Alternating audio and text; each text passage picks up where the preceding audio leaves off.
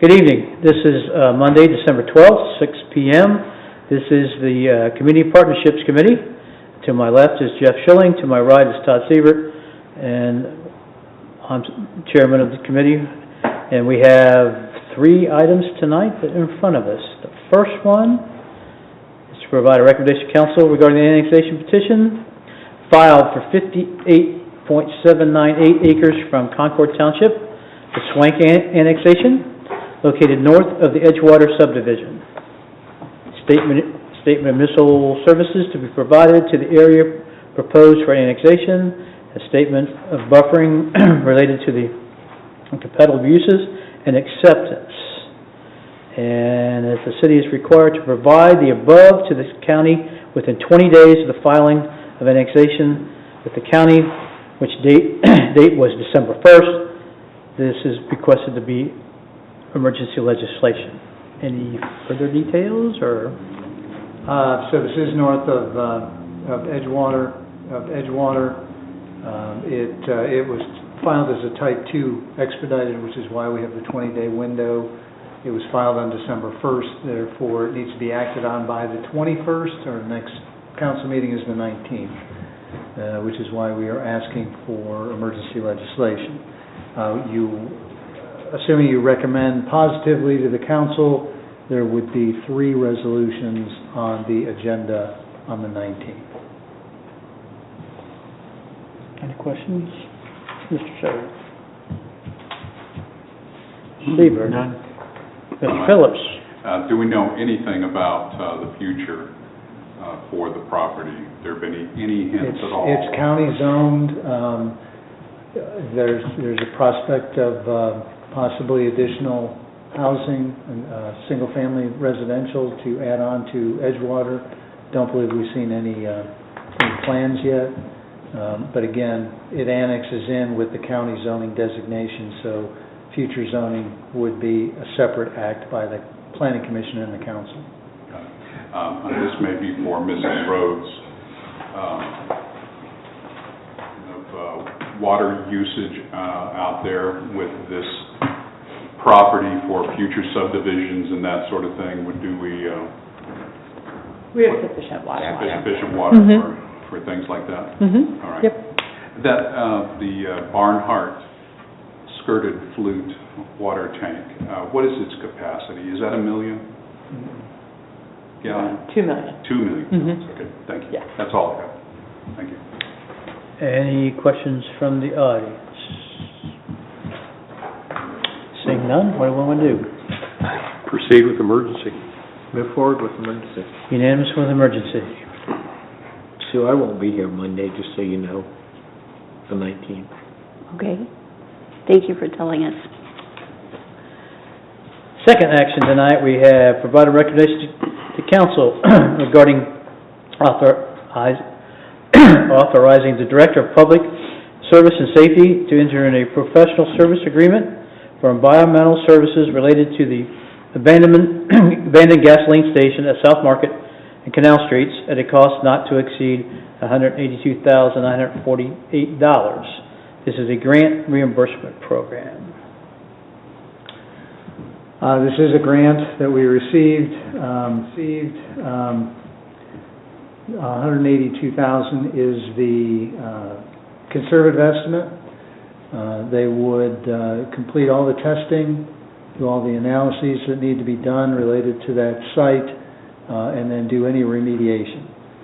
This does not include the actual demolition, which would be a separate contract, probably to be achieved in January. The tank's out, or are they still in? The tanks are out, I believe. Who owns the property now? Scott Strayer. Scott Strayer, thank you. So what's his responsibility in this? Well, he doesn't have any. So he's not going to pay for any remediation or anything on this? He doesn't need to. The grant will pay for 100% of it. So the taxpayers are going to pay for the remediation. I'm not sure where the funding came from. If it was, it's some source of of state funding. I don't know if it was tax proceeds or what it was. But didn't it also say in there that private citizen cannot apply for that grant? They cannot. It's gotta be a public Correct. entity. The municipality has to do that on the property's behalf. Okay. So then, he's gonna tear it, he'd be taking the building down if he decided that's what he needed to do? Part of the grant. Part of the grant. The grant, the grant will include demolition, and it'll just be a separate contract. So it's not part of the 182, it's in addition to the 182, but that's 100% reimbursable as well. The planning commission has already approved the demolition of the building, so that is the intent on this site. Okay. I have no problem. Go forward. Bobby? Thank you. I think that Chittenden or Mr. Kerber is the appropriate person to explain this, but, you know, with my term on council, I have never seen this type of grant for a property owner that has to run through the governmental agency when we don't own the property. So can you, just for my edification, can whoever relate how that mechanism works and why Well, we're... perhaps Mr. Davis can give it, Or Mr. walk through Sure. the details on it, or Nikki. I guess he wants to delegate it to Ms. Reed. Short straw tonight, huh? I'm Nikki Reese, I'm the Community Development Manager. Before we even submitted the grant, we signed what we call a relevant agreement with the property owner, basically exempting the city from any liabilities from that property. Okay, but that's not my question, but my question is, why, because the property owner cannot apply for grant funds to do this sort of thing, why is it the responsibility of the local government entity to run the project for the benefit of the property owner at potentially probably taxpayer money use? Why wouldn't this go to the property owner to do that instead of all of the kind of circus atmosphere that has to come through us? So the state dictates who can apply. Again, I get that. And the relevant agreement that we signed with the property owner was provided to us from the state. And then Grant reviewed it before we signed it.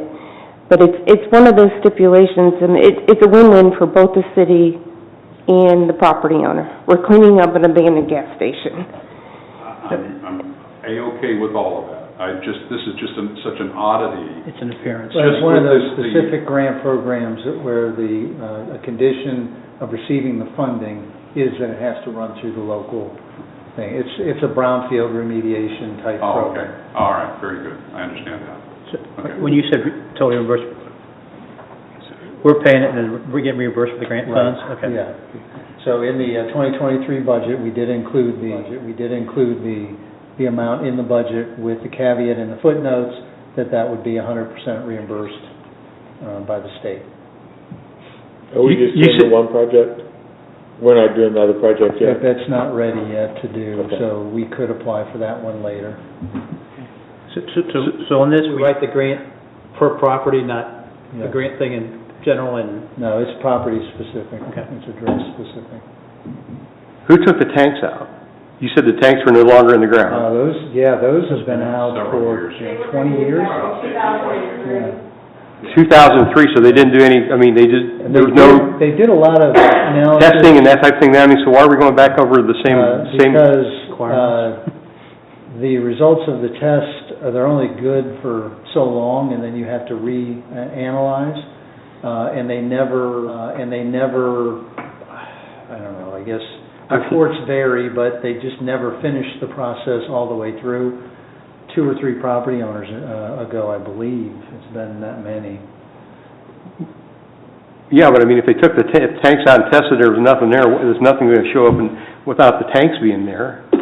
There may not.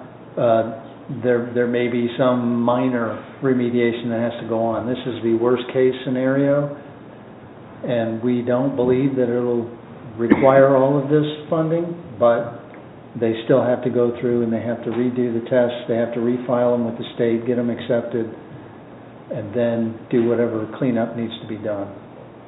And, you know, in 15, 20 years, the standards and the requirements have changed at the Ohio EPA, and so there are new standards that have to be followed.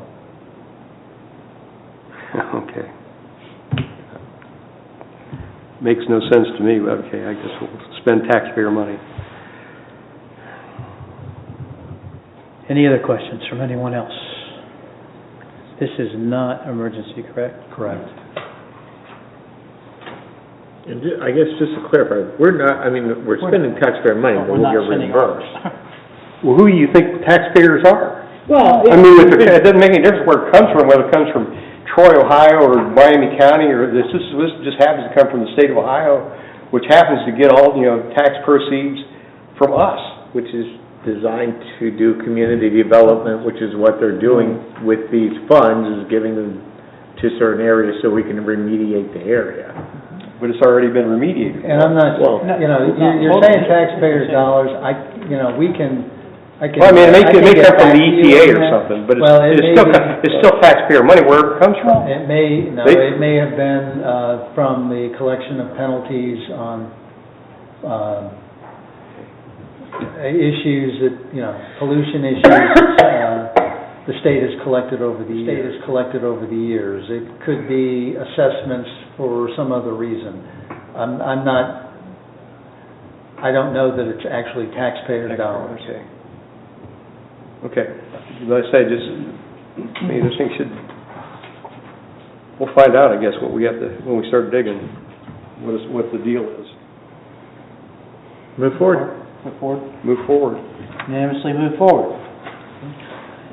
Last but not least, we have provided recommendation to council regarding placing on the May 2023 ballot establishing a natural gas aggregation opt-out program for residential and very small business customers. And this is emergency. Yes, sir. So we are recommending that we place an issue on the ballot. It would be a similar question to the question that was voted on back in 2011 regarding electric aggregation. It would apply to residential properties as well as small business properties. It would be an opt-out program similar to the way we did it with the electric. We analyzed whether we should do natural gas at the same time as electric back in 2011. In the margins, there was no benefit to doing the natural gas aggregation. The two markets were handled very differently at the state level. We have our electric contract is expiring in April. The regional agency, Miami Valley Communications Council, will be bidding out and doing aggregation bidding for both electric and natural gas first or second quarter of next year. And so for us to be able to participate, we need to have the natural gas voted on by the public. We don't have to do anything more with the electric since we've already gotten permission from the voters. It was, I don't remember exactly what the percentages were, but it was approved overwhelmingly back in 2011. And so we are recommending that we do that again. And because there is a filing deadline at the beginning of, February 1st, for May ballot issues, we are asking for emergency legislation. Okay. Questions? Nope. Questions? How many different gas providers do we have in town? I know we have a couple, 2 or 3 electric providers, but do we know who our gas providers are? Well, I think there's Mrs. more Rose. than 2 or 3 electric, but Yeah. there are several gas providers as well. It's, anywhere She from a has half a been- dozen to a dozen. You're saying from an aggregation standpoint? No, just, No, you're just in talking about general. suppliers. In general, right now. Providers, just how many providers we have in the city for gas. Out in the marketplace, when they go around and they will try to get you to change Yeah, suppliers. well, I mean, not the ones that would potentially, providing or trying to bid into this, but how many of, like Pioneer right now, or DP&L, or AES, or any of the other people that we pay bills to, do you know? Oh, those are, you're talking about the generators. The generators, right? One, maybe two. That's all I know, yeah, for gas, Just, Center is all I Point. know. Centerpoint, exactly, Yeah. that's the one. And then for electric, Pioneer and AES. Got it, okay. All right, thank you, that's all I wanted. Okay. Thank you. Anyone else have questions? Move forward. Move forward with emergency. Anything else for us? No. We are adjourned.